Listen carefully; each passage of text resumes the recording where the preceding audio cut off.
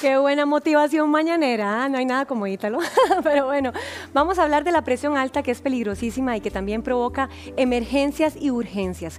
En una emergencia puede dañar órganos como los riñones, el cerebro, el corazón y demás. Pero en una urgencia hipertensiva puede que no haya ningún daño de órganos. Para hablar con propiedad del tema tenemos a la cardióloga especialista Pamela Chávez. Vamos a ver, especialista en cardiología deportiva y también ecocardiografía. Sí, así es. Bienvenida, doctora. Muchas gracias, Charlene. Gracias por la invitación. Primero que todo, ¿qué es una crisis hipertensiva, doctora? Bueno, dentro del concepto de crisis hipertensiva podemos hablar de dos entidades que se parecen pero no son lo mismo. Primero está la hipertensión severa asintomática, que como lo dice la frase es asintomática, y luego está la emergencia hipertensiva, que ahí, como bien lo dijiste, puede haber daño a órgano blanco. ¿Y cuáles son los órganos blancos? Principalmente el cerebro, el corazón y los riñones. Entonces esa sería la diferencia entre las dos entidades. Uno con daño a los órganos y otro que tengo la presión muy alta, muy elevada, pero me puedo sentir perfecto. No tengo nada, no tengo ningún síntoma, pero estoy muy hipertensa. En esta crisis de hipertensión, ¿cómo me puede afectar el cerebro? Bueno, cuando hay una elevación de la presión muy alta y muy repentina, o no necesariamente, pero puede ocurrir una enfermedad cerebrovascular, aumenta el riesgo de que un vasito en el cerebro sufra un infarto, al igual que un infarto en el corazón, pero en el cerebro, o inclusive también puede haber una hemorragia, que eso se transforme en una hemorragia, o también hay otra entidad que se llama encefalopatía, donde los síntomas son diferentes, pero bueno, ese es un poco el daño en el momento que puede ocurrir. Okay. ¿Qué otras cosas pasan, doctora, si sube de manera repentina? Porque a veces no hay ningún aviso, o por lo menos nosotros no logramos percibirlo. Ya es luego cuando se viene el bombazo, ¿verdad? Como decimos.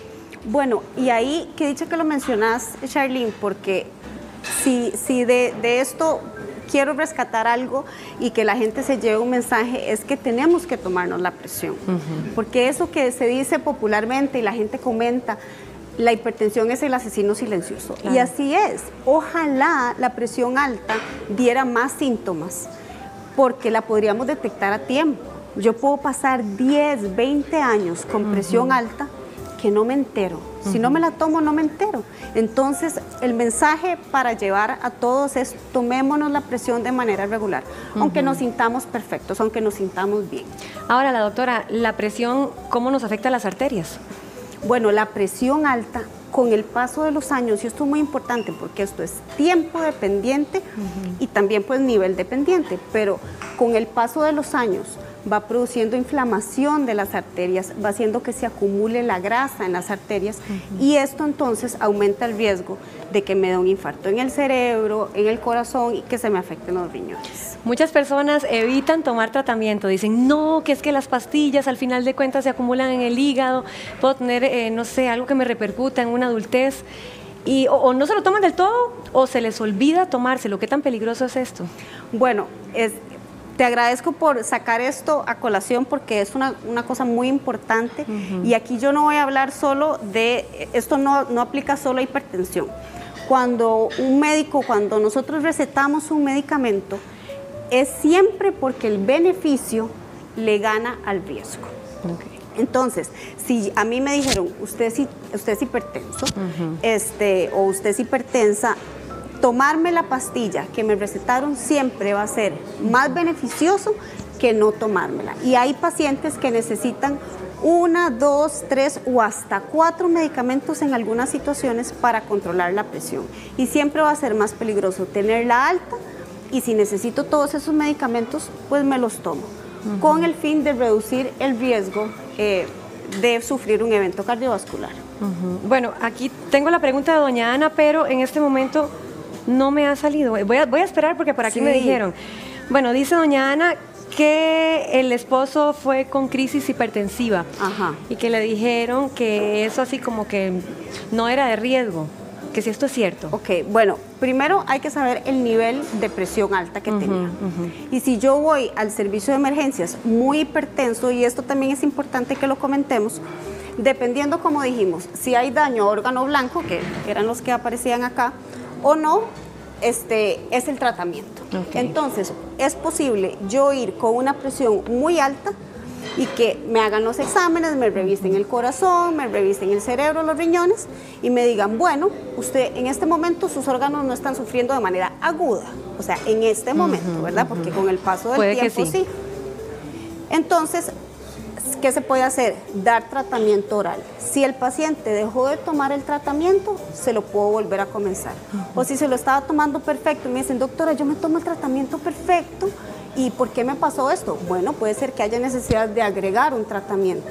O como dijimos, podía yo estar hipertensa desde hace muchos años y no darme cuenta, entonces es el momento de comenzar con tratamiento.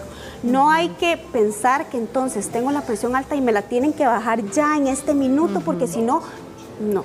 Más bien, yo puedo durar horas o inclusive días bajando la presión, porque si no, más bien puede ser contraproducente igual para esos órganos blancos. No es un proceso tan rápido lo que se debe hacer para proteger los órganos. Hablemos de la retina. ¿Cómo afecta en la retina la emergencia de hipertensión? Bueno, lo que pasa es que la retina está comunicada con el cerebro. Entonces, puede haber una retinopatía hipertensiva que va lesionando los vasitos de la retina como consecuencia de la cronicidad o del tiempo aumentado de hipertensión arterial. Bueno, tenemos una pregunta de doña Jocelyn. Dice que a ella le dio preeclampsia en el embarazo y que después de esto ella quedó con presión alta. ¿Qué puede hacer? Bueno, esto es bastante frecuente. La preeclampsia es un trastorno hipertensivo del embarazo. Muchas pacientes luego del embarazo quedan normotensas, o sea, con una presión normal, o muchas continúan hipertensas. Hay que controlarla. Tomarse el tratamiento para disminuir el riesgo de que ocurra un evento cerebrovascular, un infarto, en unos años.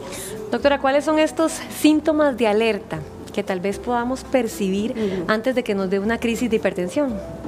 A ver, antes de que nos dé la crisis de hipertensión, no va a haber ningún síntoma, porque si tengo la presión un poquito elevada, pero no demasiado, no lo voy a sentir.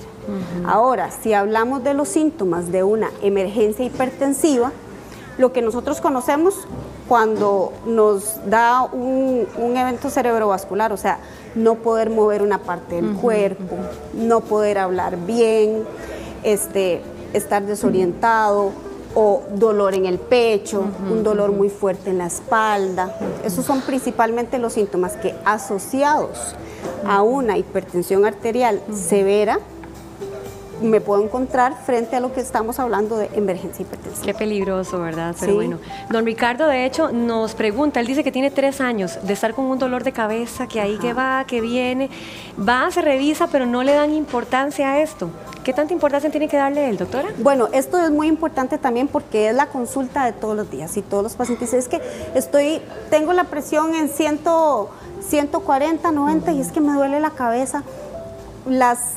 Cuando tengo la presión muy elevada, sí se puede asociar con un leve dolor de cabeza, pero este síntoma no está dentro de los que me van a decir a mí, esto es una emergencia. O sea, se puede asociar, pero lo que hay que hacer es manejar el dolor de cabeza, hay que ver si hay otras causas de dolor de cabeza, pero lo importante nuevamente, tener la presión controlada, siempre. Bueno, ahora vamos con la pregunta de doña María. Ella dice que la mamá le recetaron 2 pastillas en la mañana y una en la tarde, pero que no se le logra controlar la presión y hasta le da dificultad para respirar. Bueno, a ver, el tratamiento, yo sé que hay veces uno tiene que tomar muchas pastillas a distinto horario. ¿Se tiene que tomar un tratamiento como ya de muchos meses? No, a ver, a las 2 semanas deberíamos tener una idea de si este tratamiento está funcionando o no. Si no está controlado, pues hay que consultar para agregar otro medicamento, subir la dosis, etcétera. Esto es un proceso al principio dinámico en el que tenemos que tener una buena comunicación con nuestro médico, con nuestro cardiólogo, para llegar a la dosis y al medicamento que en este paciente controla la hipertensión. Lo de la falta de aire es muy importante, puede estar asociado con un problema del corazón o no, pero siempre que veamos un cambio en nuestra capacidad de hacer ejercicio, digamos que yo digo, antes yo caminaba 500 metros a esta velocidad, iba perfecto, y ahora a los 100 me ahogo, eso es muy importante y tiene que consultar. Perfecto. Bueno, también nos preguntan que cuál es la presión adecuada para una persona de 45 años, Ajá. una señora de 45 y otra señora de 76 años. Bueno, y esto también es muy importante. En general, las cifras que se están manejando en este momento, porque esto ha cambiado un poquito con los años, es por debajo de 120/80. Esa sería la presión perfecta. Pero es cierto que los adultos mayores, y conforme pasan los años, y yo le digo a los pacientes que nuestras arterias es como nuestra piel que envejece. Entonces las arterias se van poniendo más rígidas, como más duras. Todo envejece, doctora. Todo envejece, todo envejece. Y en los adultos mayores uno tiene que tener más cuidado, porque si bajamos mucho la presión puede ser peligroso en ellos. Así que en los adultos mayores uno es un poquito más laxo. Si un paciente llega con una crisis hipertensiva, ¿cómo se estabiliza en el momento?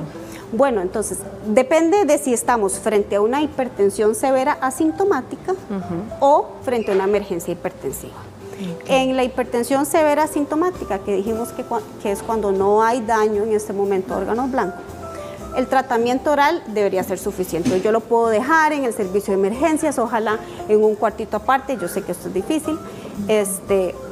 Le doy un tratamiento, lo controlo en un par de horas, ver que se le haya bajado un poco la presión, no todo, no a un nivel normal, porque como dijimos, esto va a tomar horas o inclusive días, dependiendo de mi paciente. Y pues a la hora de que yo le dé alta, es muy importante que al día siguiente o a los 2 días me pueda controlar y ver que esto vaya evolucionando bien. Y en el caso de una emergencia hipertensiva, pues ahí el paciente va a quedar ingresado, va a quedar hospitalizado. Usualmente se utilizan medicamentos por la vena, pero igualmente en la gran mayoría de los casos yo no necesito ni tampoco es bueno bajar la presión tan rápido. Hay una excepción que es, bueno, ahí salía de disección aórtica, que es cuando la arteria, la aorta que sale de nuestro corazón, que tiene varias capitas, una de ellas se rompe. Ese es casi el único escenario en el cual yo sí tengo que correr para bajar la presión. Vamos a ver si me logran repetir la pregunta de Sara. Ella dice que toma varias cosas, bueno, que una cuñada toma varias cosas, que tiene 90 años, iversartán y anglodipina, pero que maneja presiones muy bajas. ¿Esto está bueno? Bueno, hay que revisarlo. La paciente tiene 90 años. Sí. Bueno, entonces eso es lo primero que hay que poner atención. Voy a ser un poquito más laxo, pero si está con presiones muy bajas, existe el riesgo de que se le baje la presión, una caída. Entonces pues hay que revisarlo, y la mejor manera, y a mí con mis pacientes me gusta siempre monitorizarlos con un monitoreo ambulatorio de presión arterial, que es un aparatito que se lo colocan a uno y durante 24 horas se le toma la presión, tanto durante el día y durante la noche, porque es importante ver la presión en el día, y en la noche debe bajar de un 10 a un 20%. Y si esto no ocurre, también mi corazón está sufriendo poco a poco. Entonces yo creo que sí es importante que esta señora pues consulte, porque si está con presiones muy bajas puede ser peligroso. Bueno, Jacqueline también dice que ella no padece de presión alta, pero que ahora a ratos se le sube. ¿Qué hace? ¿Que si esto es normal o es una cuestión emocional o tiene que ir a tratarse? Bueno, precisamente este examen que te estoy diciendo, Charlene, el mapa o monitoreo ambulatorio de presión arterial, nos ayuda porque existe el fenómeno que todos conocemos, que es de bata blanca, que claro, yo llego a una clínica, estoy con el doctor, con la doctora y me da susto, y eso es normal. Entonces este examen nos ayuda a definir el promedio de presión arterial y a ver si esto es emocional o no. Ahora Angie nos pregunta, dice que sí es cierto que el ajo sirve para bajar la presión arterial. ¿Será parte de lo que dicen las abuelitas? Pero estas preguntas son muy importantes porque es lo que la gente piensa y nosotros tenemos que aclararlos. En realidad, ningún alimento tiene evidencia para decir, si me tomo esto, entonces me voy a tomar este ajo para no tomarme la pastilla. Pues lamentablemente no. Además de que los medicamentos tienen estudios, son seguros, y nuevamente, lo que te decía ahora, Charlene, cuando uno manda un medicamento es porque es más beneficioso tomárselo que no tomárselo. El derrame de Edel, así se pronuncia, bueno, dice que si la presión alta puede provocar esto, dice Carolina. El derrame de Edel. Ajá. No sé. Ebel, ella lo dice Ebel, o parálisis. una parálisis facial periférica. No, eso es una entidad aparte que no se relaciona con la presión arterial. Okay. Bueno, ahora que hablábamos de la lectura, doctora, en una crisis, ¿cuánto mide entonces en la lectura de la presión? Ahora se manejan unas cifras para decir una emergencia o una hipertensión severa sintomática. La presión arterial, recordemos, son 2 números. El primero es la presión arterial sistólica y el segundo es la diastólica. Y podemos decir que estamos ante una emergencia cuando hay síntomas o cuando no hay, pero cuando está arriba de 180 sobre 120.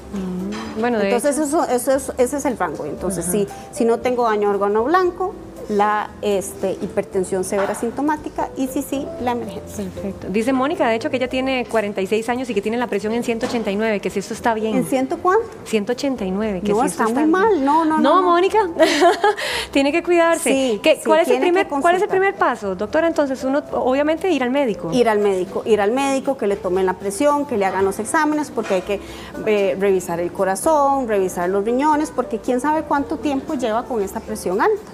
Y esto es peligroso y el riesgo se acumula con el tiempo, así que tiene que consultar.